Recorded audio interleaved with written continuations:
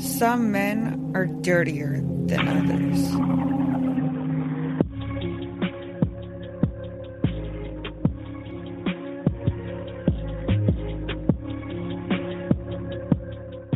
Hey everybody, welcome to Crime Over Cocktails. I'm Tiffany, your host, and today I have very special guest, Debra Newell. You probably know her from the series Dirty John on Bravo and Oxygen. Happy to have you on the show. Well, thank you. Nice to be on here. I feel like we both have the same objective. We want to warn people of the dirty Johns that are out there. Oh, and there's many. Yes. It's important for people to know that this can happen to anybody. And not only that, but it happens a lot more than people think. Oh, it's amazing. The emails that I get a day of women going through it that are still in it. It's crazy. I can only imagine. Yeah. I have at least 5 to 10 still a day saying they're in it. They don't know how to get out, or they have friends in it and they don't know how to help. It's hard because for the most part, love is blind. So people can tell you about the red flags because they see them, but you don't see them. And if you do, you overlook them and you come up with excuses for it. Well, I think that anyone on the inside is falling. They're getting a whole different story than the ones on the outside. The outsides are able to look at it with their head. They're being able to say, you know what, I see this wrong or I see that wrong, where we are the ones that are being love bombed. And so we're falling and the feeling feels good. To be falling in love is one of the greatest feelings. People are actually addicted to it, they say. Yeah. I guess I could get that. Especially when you're looking for it and you haven't found it. And all of a sudden, here's this good looking guy that comes along that says everything right. You fall for it. Oh, absolutely. Because you have no other option than to take him for what he's saying. Because why would he lie? Exactly. Yeah. Yeah. There's a lot of them out there and it's very unfortunate. And that's why people need to be aware of the red flags. Yes. Very true. I've learned the hard way, but at least I finally learned.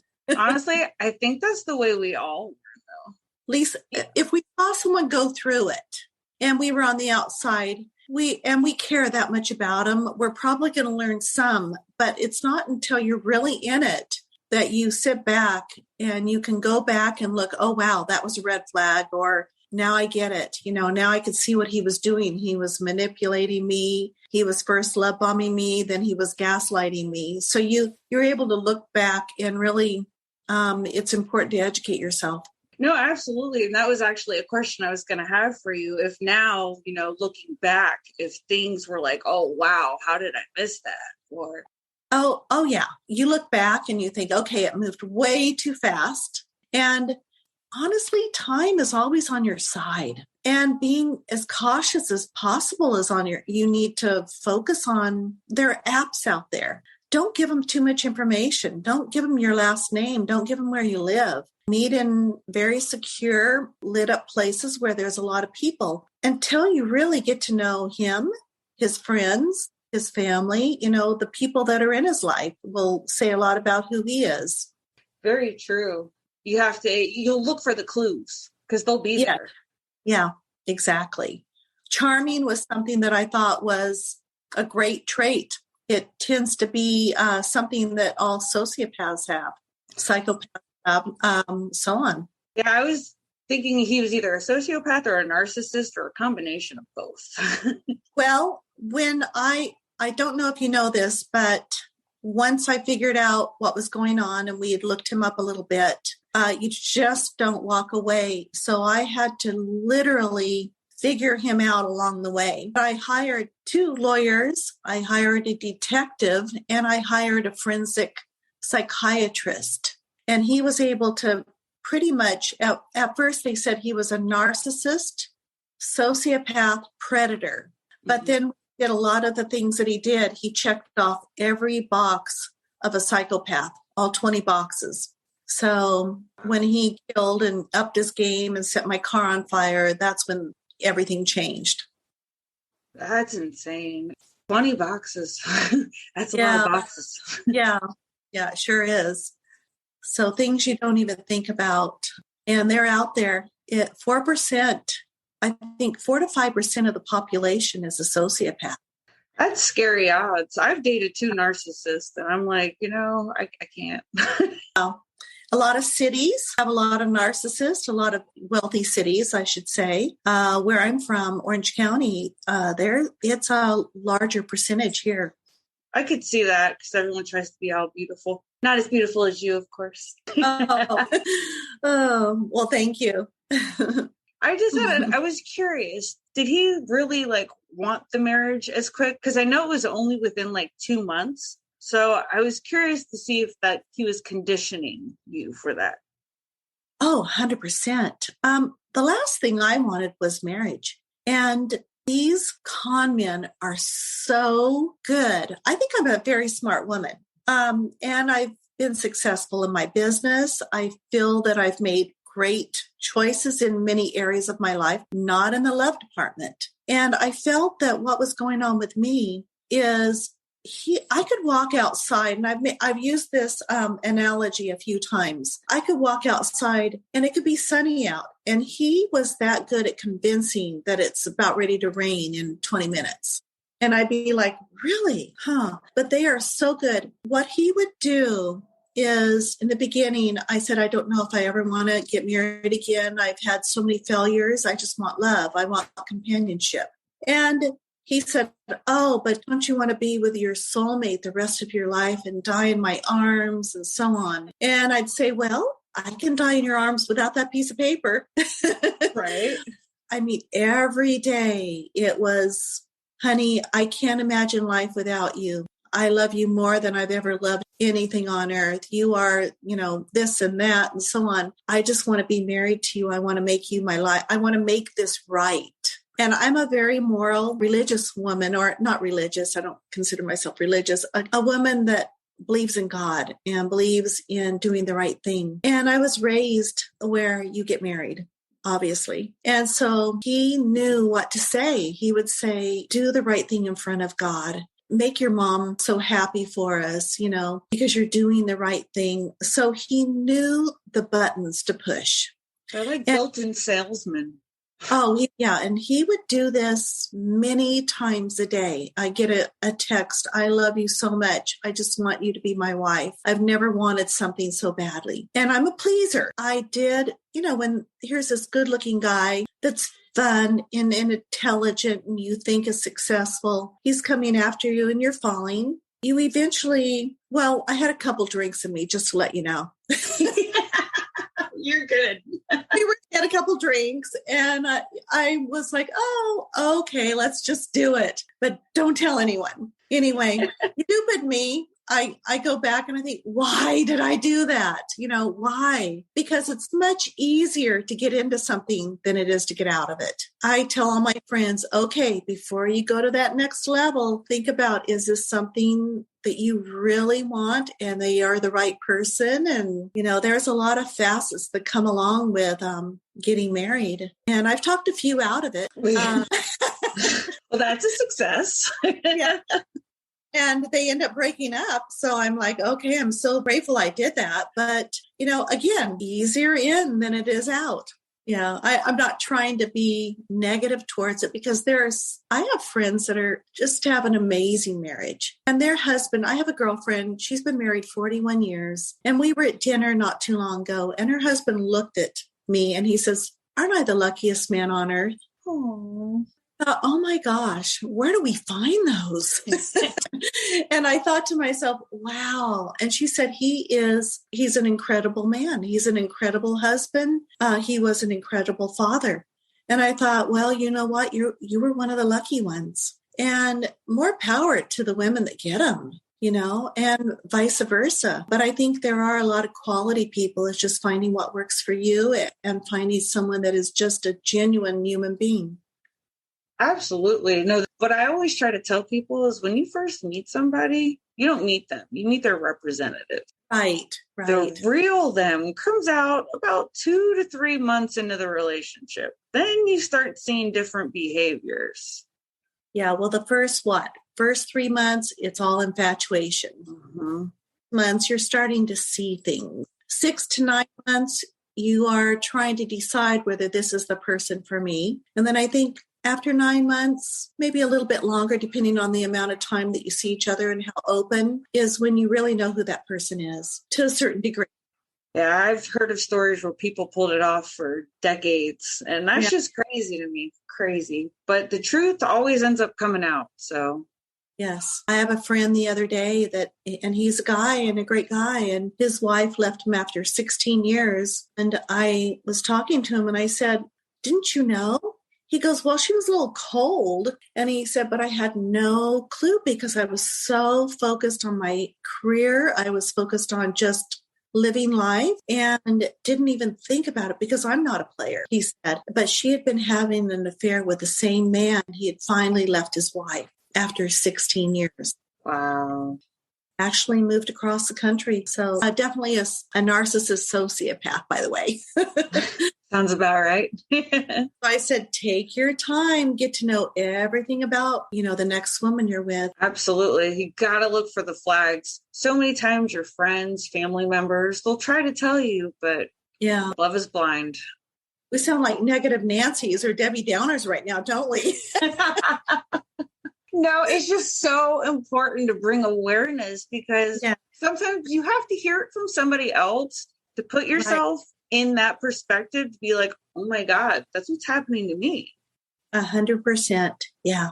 Yeah. Yeah. I wrote a book, Surviving Dirty John, for many reasons, but one of them was pretty much to dive into the real story, what honestly happened. Because the series obviously put the Hollywood, made us all a different character and quite extreme, and left out some very key elements, such as that I was in hiding for 7 months, that I did have 2 lawyers, one telling me to talk to him, that number one, he wasn't shooting up. I think they just took everything, they left out really key elements that I wish people had known. But one of them was that it can happen to just about anyone out there. I also talk about the traits of a narcissist, sociopath, psychopath, coercive control, what really happened to my sister, that's what happened to her, and the real story behind that. So I think it's essential that people learn to understand, again, like you're talking, red flags, and really know what they're dealing with and being able to see the signs. I'm so sorry to hear about your sister, Cindy. Do you see any of the same similarities between, it was her husband, correct? Yes, 100%. The same thing that she went through. I now look back, some of the, he choked her at one point. He wouldn't let her wear bathing suits. He wouldn't let her go to the gym. So he was very controlling, but yet on the outside, we all thought he was a great guy. We didn't see it. And back in the day, this happened about 30 years ago, it wasn't talked about. It was something that women were so ashamed of that it really wasn't something that a woman wanted to talk about. They wanted to look like they were the perfect family and so on. Today, I think there is so much more awareness, even though it's still out of control. I think 4 women in America a day are murdered by their significant other. And we only hear of some very interesting stories. We don't hear about the mainstream ones. It's so sad. No, it really is. Something that I would really like to see in the future is I want ankle bracelets on these predators. If you stalking, domestic abuse, or sex offenders, if we're going to keep them on the streets, we need to know where they are at all times. And the other thing, a law was passed in California. I was luckily a little bit part of it. And it talks about coercive control. And what happened was I went to 4 police stations, could not get him arrested, even though he had a record, because I didn't have a mark on me. Wow. In fact, one of them almost looked at me like, just go home. So I learned that the system, if you don't have a mark on you, and a lot of times it's too late before they do anything. Absolutely, because you have to get all this evidence to prove your case. Well, right. Why doesn't Right. he prove that he's not doing it? Why do you have to do all this work? What I realized is it's so important to stay in tune with friends so you don't let them isolate you, and also document anything you possibly can so that you do have any evidence if you are to try to go somewhere. Connecticut is also another state that passed the same law on coercive control. It's good. It's important. We need all states on board because it's getting out of control. And so many of the police departments, they don't care. Oh, yeah. Actually, Nevada went backwards. Oh, Yeah. Instead of getting a little bit more strict about the laws of domestic abuse, they actually have gone more lenient. It's really sad. wow. So it's a shame. And it's when women try to leave, I think in coercive control, when a woman tries to leave, that's when they're at risk. 75% of their risk is after they leave. Problem is, though, if you stay, you're still at risk. Right, right. It's an unfortunate situation. And that's why it's just so important to bring awareness to all of this. People need to open their eyes and say, okay, I need help. It's okay to ask for help. Yes. What have you done to help heal yourself with everything that's happened? Oh, gosh. Well, on the beginning, when the whole thing happened, I was in shock for a long time. I couldn't believe what was happening. I couldn't believe that he went after my daughter. I was told that the only thing he had to lose was if he went after me. Well, the only thing he had to gain was if he killed me, he would get money. If he went after my kids, he had everything to lose. So there was at a point where I didn't have any fear for my kids because I thought it was about him trying to get to me and kill me. Right. I did hide very well. I went from state to state and obviously had to change my whole life. But the one thing after the stabbing, I was in shock, but I spent more time getting my daughter healed and working with her. And I had so much guilt. I mean, obviously, when you go out on a date, this is the last thing you think is going to happen. When you're in a relationship, you never think that it's going to be your children. And so that was something I had to overcome and forgive myself for. At the same time, I knew that John wasn't me, that I was the innocent victim, just like she was. And I was also very grateful that she was able to kill him because I felt that she stopped him from moving forward and hurting other women, including our whole family. Oh, I'm sure he would have came to you next for sure. Oh, if she wouldn't have stabbed him, I'm sure that I would be killed. I think that Jacqueline, one of my daughters, would have been killed. I don't think he would have stopped. I think his ex-wife eventually would have been killed, and a few others that he just was out to get. Yeah. And I feel he has killed some of these unresolved murders out there. I think he might have had something to do with. Wow. I wouldn't put it past them from what I've read. Yeah. Yeah. And he would always tell me that he's killed 5 people, but he would say it was in Iraq. And I think a little bit of he's trying to tell me something is what I felt. Right. When I went back into the home that he was living in, I found backpacks with kidnapped kids. No kidding. Yeah, with rope and the zip ties, knives, mask, things obviously for kidnapping. And he had them in backpacks in our in the pantry. Did they run DNA to see if they've been used? No, good point. I felt that they were all things that he had put together for the future, but yeah, that's a really good point. I think I threw everything away, unfortunately. Oops. Whoops. Uh-oh, I made a mistake there. You're good. Most people don't think that way. Apparently, I watch way too much crime shows. You're the first person in 5 years that has said that, but that's a really good point. I like that point. Well, thank you. Yeah, they're long gone. Sorry. Yeah. Well, I want to say you guys aren't victims. You're survivors. Oh, well, thank you. Absolutely. Yeah, I think it happened for a reason, and it meant everything for me to be able to speak up and help others. I'm one of the lucky ones. I've had so many women reach out to me that don't have the money, don't have the support, they don't have a way of getting away, or they're still in so much fear, or they've lost everything to their lawyer, trying to fight it. And I mean, it's terrible. I mean, I've sat there and cried with women that can't get out of it. And I don't have answers for them. I've just told them, protect yourself, stay close to whoever you can, do whatever you can to protect yourself and your children. You have to tell people who hide it, nobody can come and help you if nobody knows about it. Right. Yeah. Gotta share it. It's uncomfortable, of course. It could be embarrassing, but how's anyone going to help you? Yeah, I got so judged in the beginning. And I thought to myself, you know what?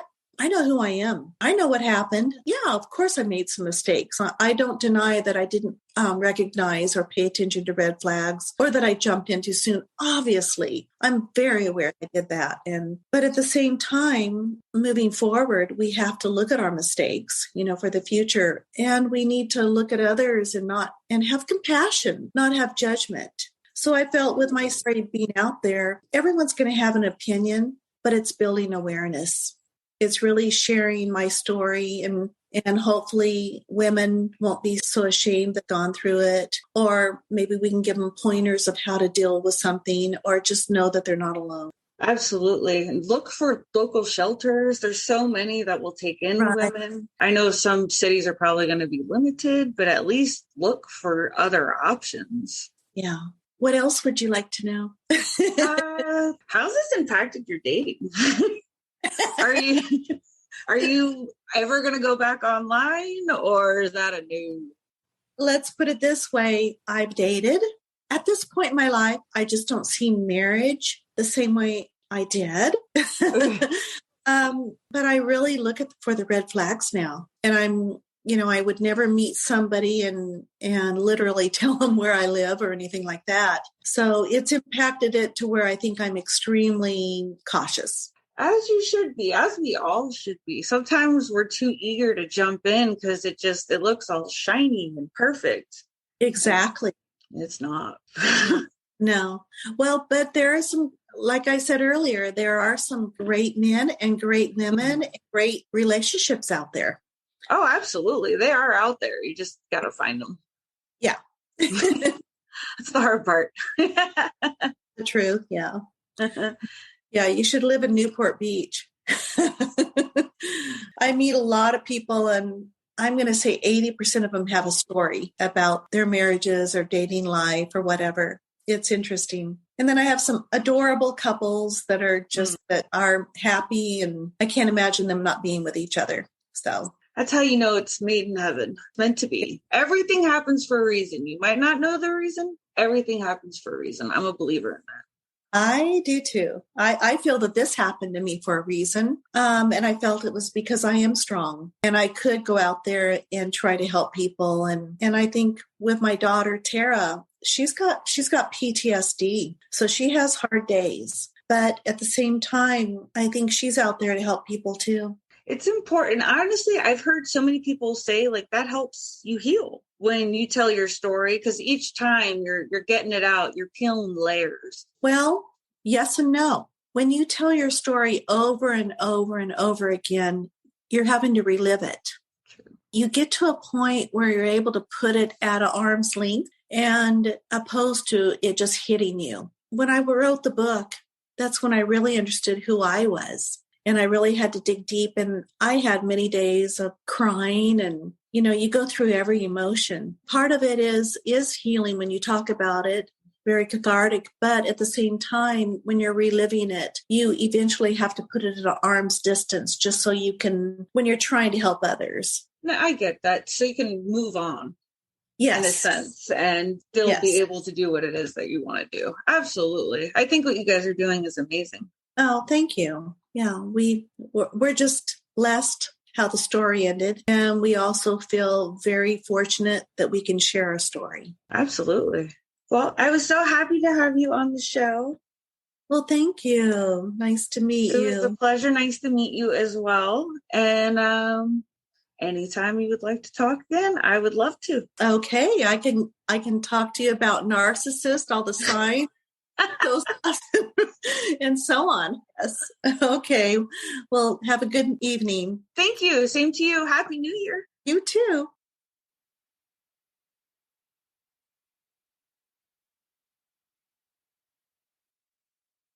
And Happy New Year's to you guys too. Thanks for listening. Make sure you like, follow, subscribe, leave a 5-star rating on Spotify or Apple. If you haven't checked out the website yet, it's crimeovercocktails.com, and there you can listen to episodes, check out merch, or if you want to help support the show, there are many ways to do so there. All right, you guys, we'll talk crime another time. Bye.